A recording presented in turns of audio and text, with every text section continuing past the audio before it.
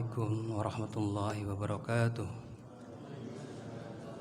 Alhamdulillahilladzi an'ama alaina bini'matil iman wal islam. Asyhadu an la ilaha illallah wahdahu la syarika lah. Wa asyhadu anna Muhammadan abduhu wa rasuluh.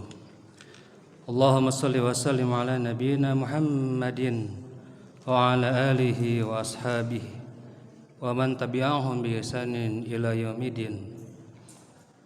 Amma ba'd. Allahumma taqabbal minna salatana wa siyamana wa qiyamana wa ruku'ana wa sujudana wa tahlilana wa tahmidana wa tadarru'ana wa ta'asu'ana wa tamin taksirana ya Allah ya arhamar rahimin. Amin ya Allah ya rabbal alamin.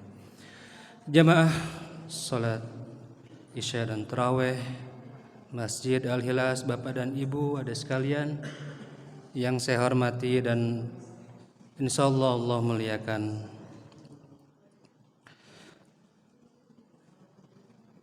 Telah menjadi kesepakatan bahwasanya Ramadan adalah bulan yang terbaik di antara bulan-bulan lain yang Allah Subhanahu wa taala ciptakan kepada kita. Hitungan ini atau bulan ini kita pernah mempunyai pandangan bahwasanya bulan Ramadan adalah madrasah di mana kita ditempa, bagaimana kita dididik untuk dapat melaksanakan syariat agama ini dengan baik. Kita pernah punya pandangan bahwasanya kita diajarkan bagaimana melaksanakan sholat yang pada hari-hari biasa itu tentu kita akan susah setiap harinya melaksanakan sholat sunnah malam minimal 11 atau bahkan 23 rakaat. Kita juga punya pandangan bagaimana susahnya menahan hawa nafsu, menahan lapar dan haus di bulan-bulan lain kecuali Ramadan. Tapi sekarang kita punya pandangan bahwa sudut yang berbeda. Ramadan bukan hanya madrasah bagi kita, tetapi Ramadan adalah puncak daripada ibadah kita kepada Allah Subhanahu wa taala selain daripada 11 bulan yang lain. Bagaimana kalau kita melihat Rasulullah sallallahu alaihi wasallam 3 bulan sebelum Ramadan mempersiapkan diri, melatih dengan memperbanyak puasa, kemudian juga beramal. Dan puncaknya adalah di bulan Ramadan ini. Sekarang kita punya pandangan bagaimana 6 bulan sebelum Ramadan para sahabat Nabi mempersiapkan Ramadan. Maka kedua pandangan ini tentunya tidak perlu kita benturkan, tetapi kita maksimalkan Ramadan yang ada di hadapan kita ini. Ramadan yang ada pada kita ini untuk maksimal di dalam beribadah kepada Allah Subhanahu wa taala. Istimewanya amal pada bulan Ramadan ini. Abu Hurairah radhiyallahu anhu bahwasanya Nabi sallallahu alaihi wasallam mengabarkan, "Kullu amalin ibni Adam lahu illa siyam. Asyamu li fa anna azibi." Ya, bahwasanya setelah bagaimana mengabarkan hitungan balasan amal-amal pada seorang hamba, satu kebaikan dibalas dengan 10, bahkan berlipat, bahkan 700. Tapi Allah Azza wa Jalla menyebutkan bahwasanya Ramadan, saum ini untukku dan aku yang akan membalasnya. Jemaah yang dimuliakan oleh Allah Subhanahu wa taala, tema pada kultum ini bagaimana menata hati kita di dalam Ramadan ini. Kita lihat hadis-hadis Nabi sallallahu alaihi wasallam berkenaan dengan keutamaan Ramadan.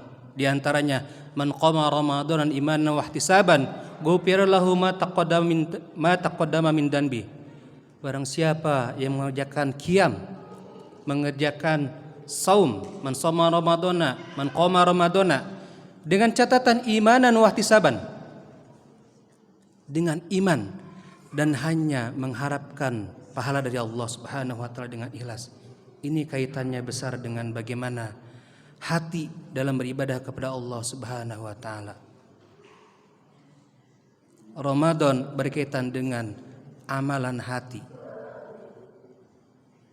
Rasulullah SAW menyindir kita bahwa saya menyebutkan kamin saimin laisa lahu min siyamihi ilal ju'al atas. Berapa banyak orang yang mengerjakan Ramadan hanya mendapatkan lapar dan dahaga saja. Hanya mendapatkan lapar dan haus. Dia berpuasa secara zahir, tetapi batinnya, qalbunya, hatinya tidak bertaqarrub, tidak mendekat kepada Allah Subhanahu wa taala. Ma'asyiral muslimin rahimakumullah. Ramadan ini adalah ibadah rahasia yang mana kita dengan Allah Subhanahu wa taala yang tahu. Maka tentunya jadikan selain melatih jasmani, rohani kita pun kita bersihkan di bulan suci Ramadan ini. Ulama memberikan nasihat kepada kita, persiapkan jasmani dan rohani ketika memasuki Ramadan. Jemaah yang dimuliakan oleh Allah Subhanahu wa taala, tentunya kita pun sangat wajar dan patut mengetahui penyakit-penyakit hati yang harus kita lenyapkan, yang harus kita kendalikan dengan saum ini. Maka Ramadan akan membakarnya. Maka dengan saum ini, dengan Ramadan ini, penyakit-penyakit hati ini akan hilang setelah kita keluar dari Ramadan. Di antaranya penyakit iri hati, penyakit dengki, penyakit hasad. Ini semisal iri, dengki, hasad adalah suatu penyakit hati yang mana dia tidak menerima jika saudaranya mendapatkan kenikmatan dari Allah Subhanahu wa taala, kecuali kenikmatan itu hilang pada diri saudaranya itu. Orang yang punya penyakit iri, hati, dengki, ketika misalkan ada dua orang, kita sebut saja Ali dan Rifki. Ali diberikan kelebihan oleh Allah Subhanahu wa taala. Kemudian Rifki mengadu, "Ya Allah, kenapa dia berikan Allah? Engkau berikan kelebihan."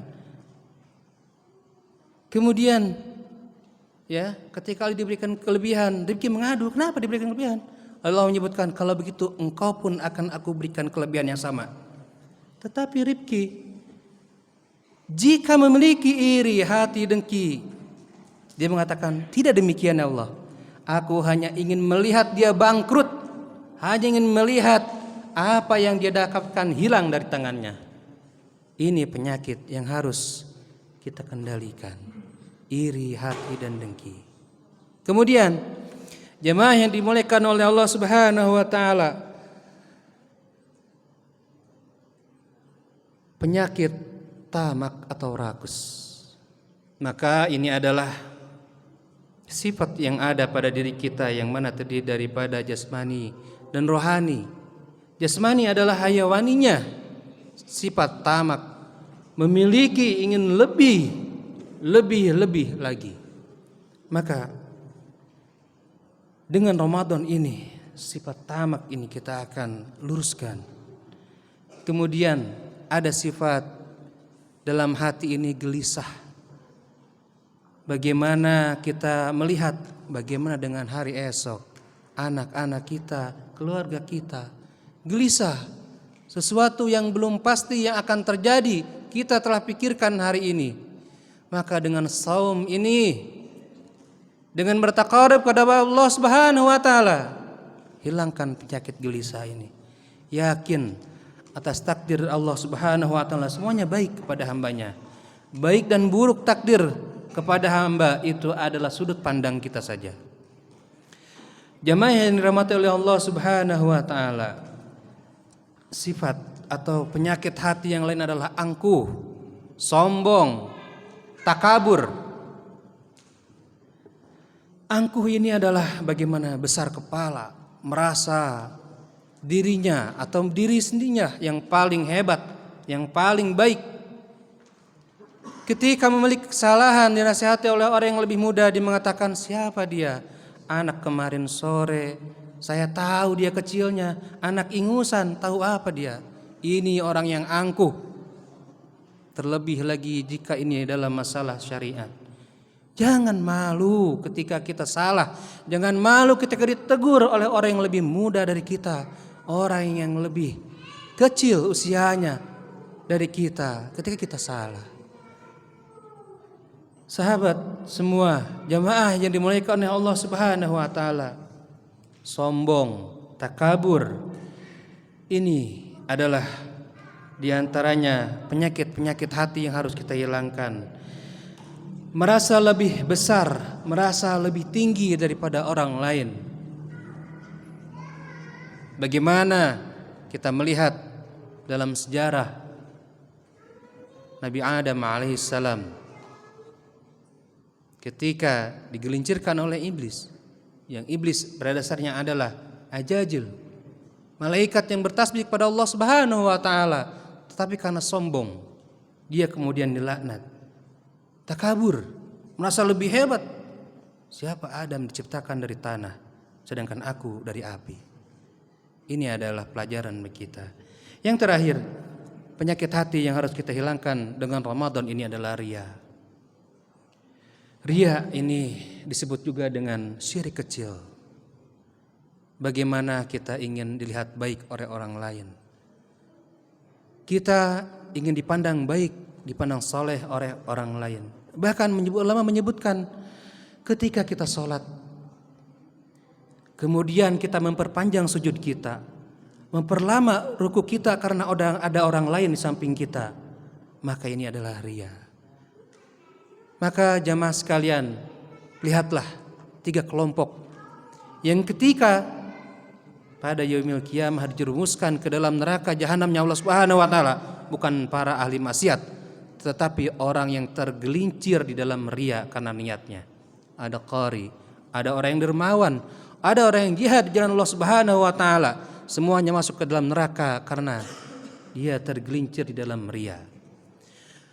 Jemaah sekalian yang dimuliakan oleh Allah Subhanahu wa taala, mungkin kesempatan yang singkat ini mudah-mudahan memberikan nasihat untuk saya dan kepada jamaah sekalian. Marilah kita pergunakan Ramadan yang singkat ini, kita maksimalkan ibadah kita maksimalkan ketakwaan kepada Allah Subhanahu wa taala.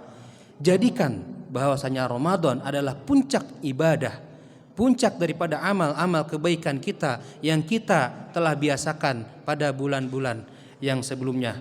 Mudah-mudahan Allah Subhanahu wa taala menerima amal-amal kita, saum kita, salat kita, sedekah kita, bacaan Al-Qur'an kita, sehingga kita keluar dari Ramadan menjadi orang-orang yang bertakwa. Amin ya Allah ya rabbal alamin. Subhanaka Allahumma bihamdika asyhadu an la ilaha illa anta astaghfiruka wa atubu ilaik. Assalamualaikum warahmatullahi wabarakatuh.